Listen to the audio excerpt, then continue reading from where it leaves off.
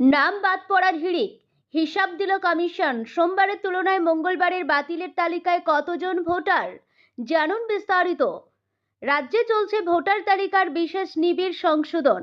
SIR এ প্রতিদিনই লক্ষ লক্ষ ভোটারের নাম বাদ পড়ছে ভোটার তালিকা থেকে। যে হারে সব দিন ভোটার তালিকা থেকে নাম বাদ পড়ে চলেছে, তাতে সংখ্যাটা যে কোথায় গিয়ে দাঁড়াবে তা নিয়ে রাজ্যের বিভিন্ন রাজনৈতিক দল উদ্বেগের মধ্যে রয়েছে। আজ আবারও প্রায় 4 লক্ষ ভোটারের নাম বাদ পড়ার হিসাব দিল কমিশন সূত্রে খবর। সোমবার পর্যন্ত রাজ্যে ভোটার তালিকার বিশেষ নিবিড় সংশোধনে 10 লক্ষ ভোটারের নাম বাদ গিয়েছিল। তার পরের দিনই আরও কিছু জনের নাম বাদ পড়ার হিসাব এসেছিল। অর্থাৎ মঙ্গলবার বেলা 12টা পর্যন্ত প্রাপ্ত তথ্য অনুসারে 10 লক্ষ সংখ্যাটি বেড়ে দাঁড়িয়েছে 13,92,000।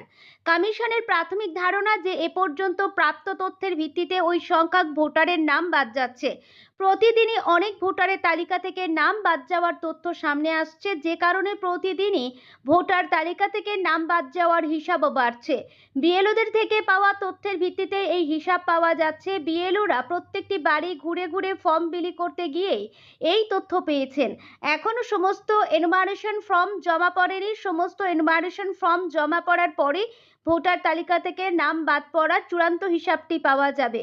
প্রতিদিন যে হারে নাম বাদ পড়ার সংখ্যা বেড়ে চলেছে, সেক্ষেত্রে সব ফর্ম জমা পড়ার পরে সংখ্যাটি যে অনেক বেশি হবে তা নিশ্চিত। কমিশন জানিয়েছে, এখনো পর্যন্ত শতাংশের ভিত্তিতে উত্তর এবং দক্ষিণ কলকাতায় সবচেয়ে বেশি নাম বাদ পড়তে পারে এবং তারপরেই দক্ষিণ 24 পরগনার নাম রয়েছে। তবে এখনো কোনো হিসাব চূড়ান্ত নয়। বিএলওরা প্রত্যেকটি বাড়ি ঘুরে ঘুরে যে এনুমারেশন ফর্ম বিলি করছেন, পরে সেই পূরণ করা ফর্মগুলি তারা সংগ্রহ করছেন। সেই সময় যাদের ফর্ম পূরণ না হয়েই ফেরত এসেছে, সেই তথ্যের ভিত্তিতে নাম বাদ যাওয়ার প্রাথমিক সংখ্যা মিলছে।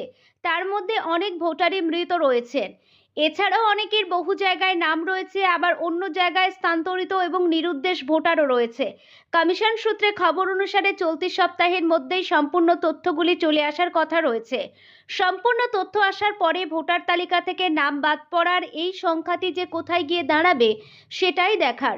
আগামী 9ই ডিসেম্বর খসড়া তালিকাটি প্রকাশ হওয়ার পরে 2025 সালের 27শে অক্টোবরের তালিকা থেকে মোট কতজনের নাম বাদ পড়ল তার হিসাব জানা যাবে।